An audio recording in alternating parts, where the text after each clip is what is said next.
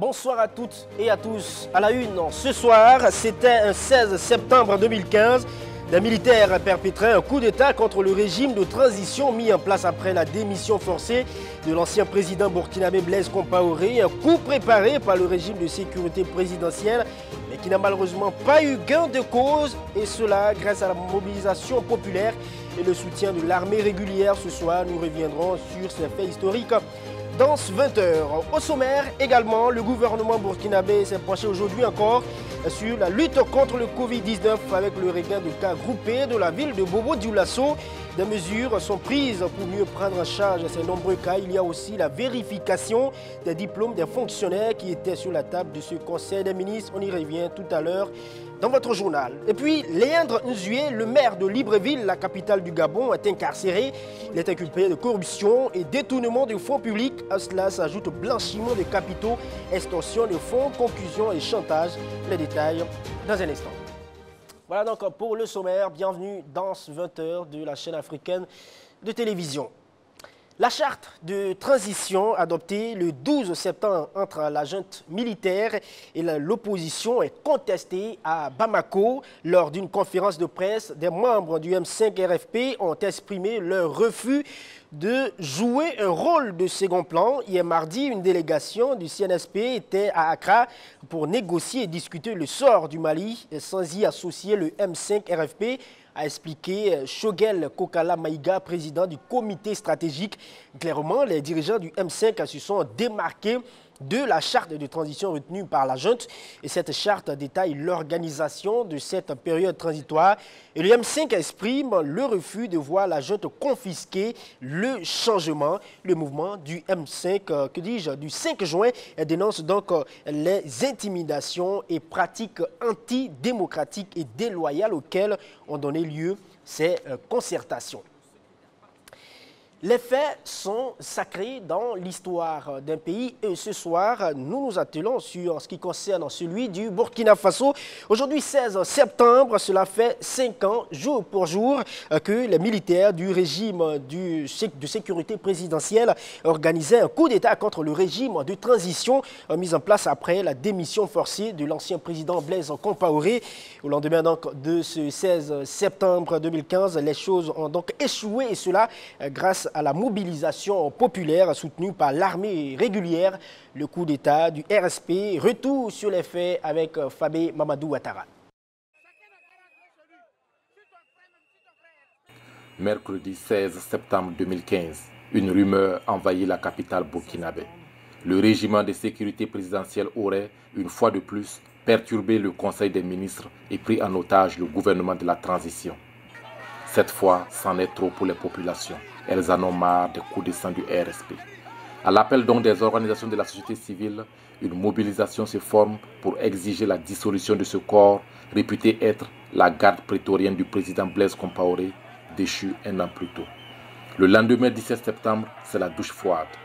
Les Burkinabés se réveillent avec la nouvelle du coup d'État du Conseil national de la démocratie avec à sa tête le général de brigade Gilbert Diendéré. L'exaspération fait place à la colère.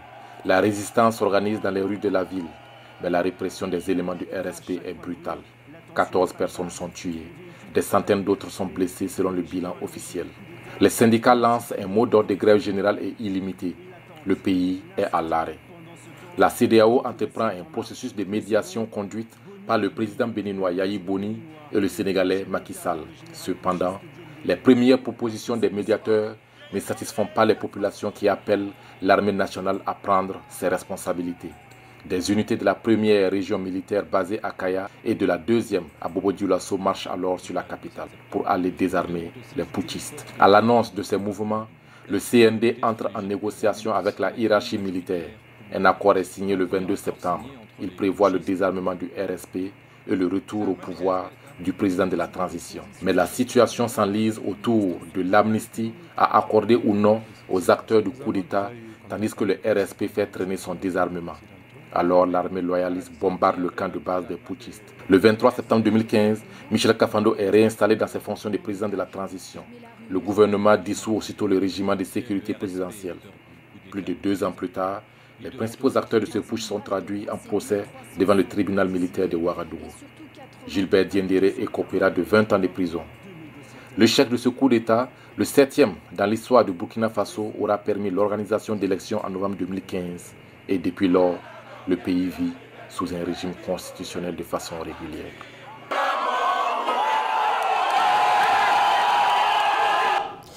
Nous sommes le mercredi et c'est le jour de l'hebdomadaire Conseil des ministres burkinabé. Aujourd'hui, la lutte contre le Covid-19 avec le regain de cas groupés de la ville de Bobo-Dioulasso et la vérification des diplômes des fonctionnaires étaient quelques points à l'ordre du jour. Dans un cas comme dans l'autre, les choses iraient en tout cas dans le bon sens. La substance nous est livrée par Farida Baro, Bassirou Sawadogo et Gilles Dasda. Le foyer de contagion du Covid-19 de Bobo-Dioulasso est désormais sous contrôle. Il y a de cela quelques jours, 189 cas de contamination avaient été signalés. Il s'agissait d'étudiants de l'ENAM en stage militaire. Des mesures appropriées ont permis de circonscrire le foyer des élèves stagiaires de l'École nationale de la magistrature à Bobo-Dioulasso et d'assurer le suivi des élèves contacts et des cas positifs. Le Conseil continue d'inviter les populations à observer scrupuleusement les mesures barrières en vue de freiner la propagation de la Covid-19 dans notre pays. Pour lutter contre la pandémie Covid-19, de nombreuses actions avaient été mises en œuvre. Parmi ces actions, des contributions volontaires. Au titre des contributions des particuliers, l'on est à ce jour à 2,989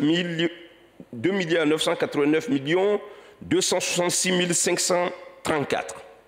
C'est le point fait à la date du 15 septembre sur le compte Trésor affecté aux contributions des particuliers. Autre sujet abordé, la vérification des diplômes des fonctionnaires. Sur ce plan, une étape importante vient d'être franchie. Pour la première étape, qui a porté sur 73 835 diplômes, soit environ les diplômes de 40% des agents publics de l'État, le résultat fait ressortir que 561 diplômes nécessitent un contrôle approfondi. Et 40 diplômes sont présentés comme étant des cas douteux, représentant ainsi 0,33% des diplômes contrôlés.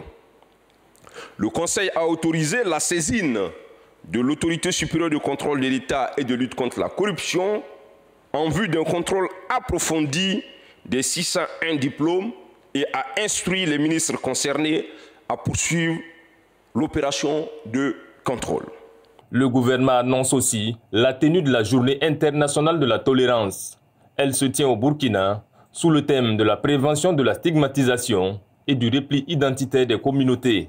À noter aussi l'adoption d'un décret octroyant la nationalité burkinabé à 166 personnes. L'opposition politique guinéenne anti-Alpha Condé appelle à manifester massivement à la fin de ce mois. Une manifestation pour empêcher le président sortant candidat à sa propre succession le 18 octobre de briguer un nouveau mandat. Cet appel est lancé ce mercredi du FNDC, le Front National de Défense de la Constitution. C'est un collectif regroupant des opposants à un troisième mandat du président Condé. Le collectif cherche à faire barrage au coup d'État, selon eux, de Alpha Condé, dont la seule ambition aujourd'hui est de rester au pouvoir à vie, qualifiant le président sortant de dictateur. Le leader de l'opposition affirme que leur mouvement citoyen appelle les populations de Conakry et les alentours à une série de marches pacifiques qui débutent exactement le mardi 29 septembre 2020. Le collectif agit et mène des actions depuis plusieurs mois pour que le peuple guinéen se mobilise contre ce troisième mandat et exiger le départ d'Alpha Condé. Ce mandat qui divise le pays a provoqué plusieurs combats mortels depuis octobre 2019. Dans la suite de votre journal, nous parlons d'un Burkinabé. Il a sa manière, à lui, une manière assez particulière de prôner les valeurs d'éthique, de sensibiliser sur la maladie à coronavirus, mais également de porter des messages de paix à quelques mois des élections présidentielles au Burkina Faso. Il s'appelle Harouna Traoré, après avoir parcouru à pied à une distance donc de près de 590 km. Harouna Traoré et ses compagnons sont arrivés à Ouagadougou ce matin pour une destination finale Manéga dans le plateau central. Alors justement, vous vous posez la question de savoir d'où puise-t-il toute cette énergie, où est-ce qu'il puise son courage. Allons donc découvrir un peu plus l'homme avec Amadou Diko et Achille Ouedraogo.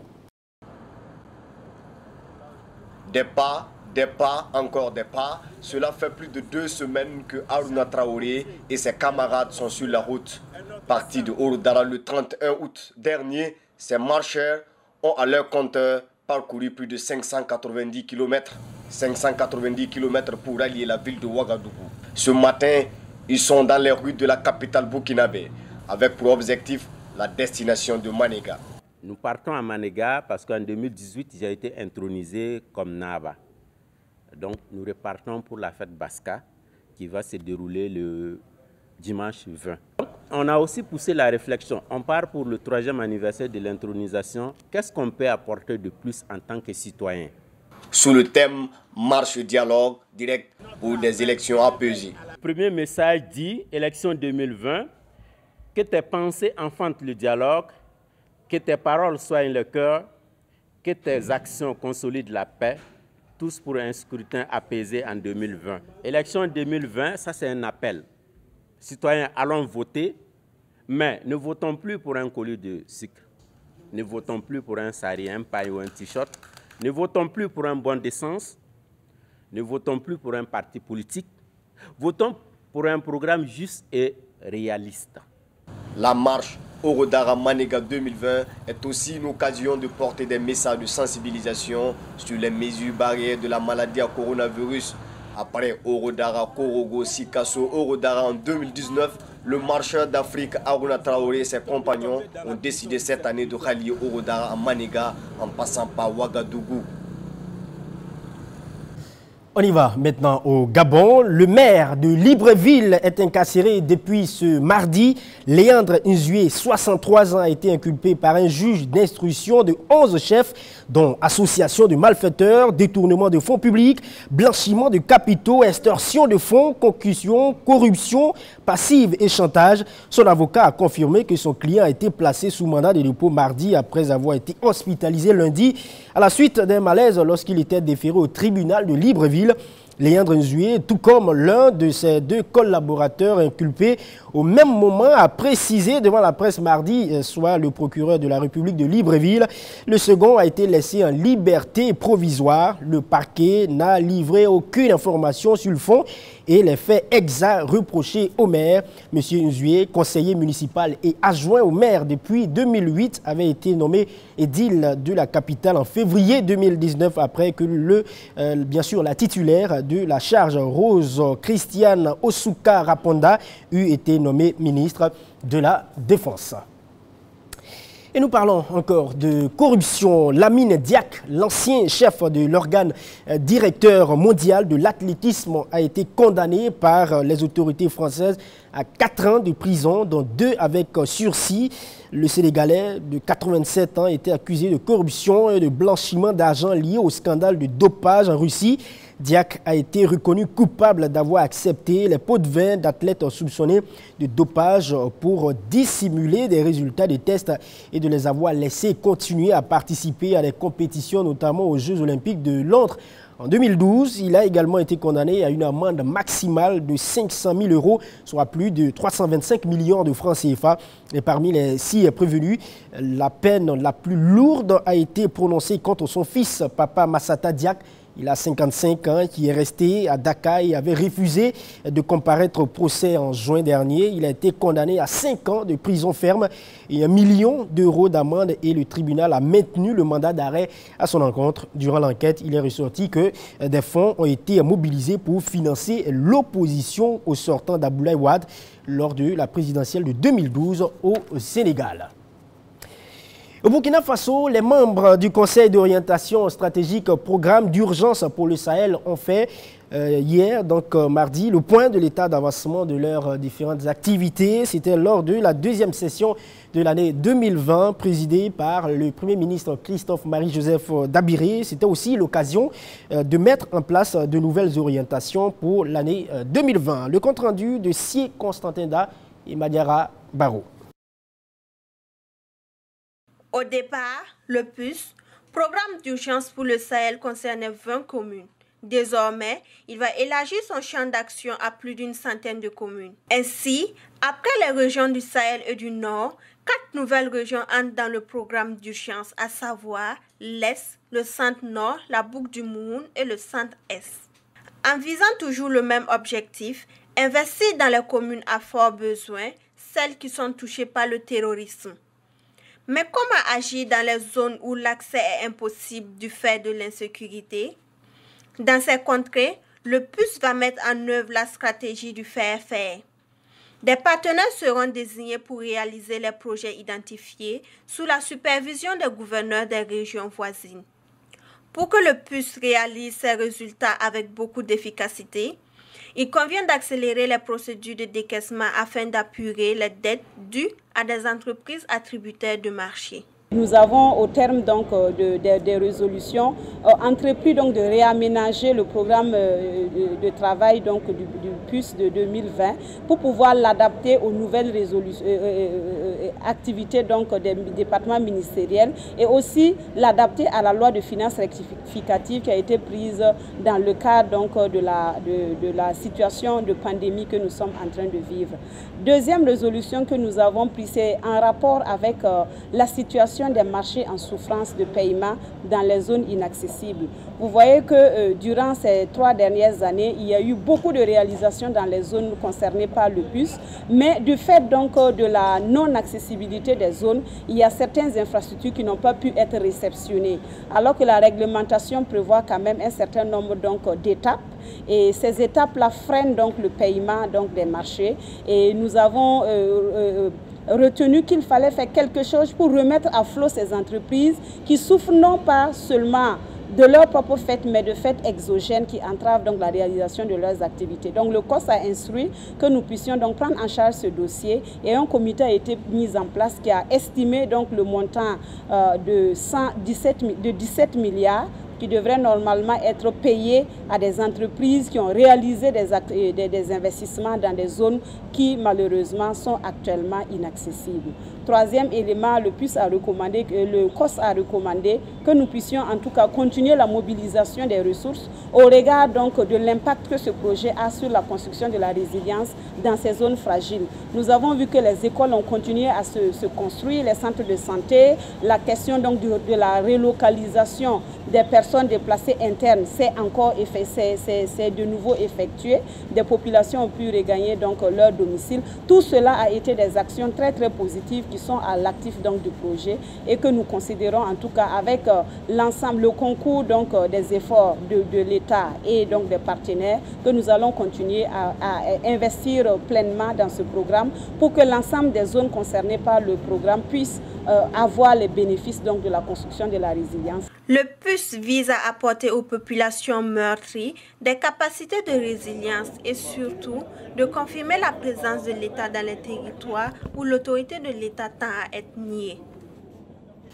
Direction Djibouti pour clore cette édition. Le pays lance officiellement les activités du Fonds souverain.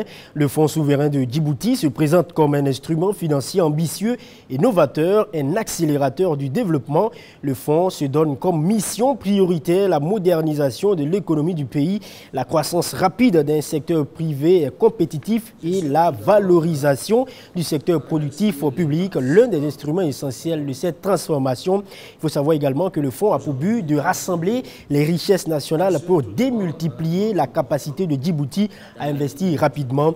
Il permettra aussi de mieux maîtriser les projets tout en privilégiant les intérêts nationaux et stratégiques du pays. En somme, c'est une stratégie qui vise justement à positionner le pays en hub commercial, logistique, portuaire et numérique de premier plan. Madame, Messieurs, c'est ici que prend fin ce journal. Merci à vous de l'avoir suivi. Je suis ravi de vous retrouver demain pour une autre session d'information. Passez une excellente soirée en compagnie de nos différents programmes.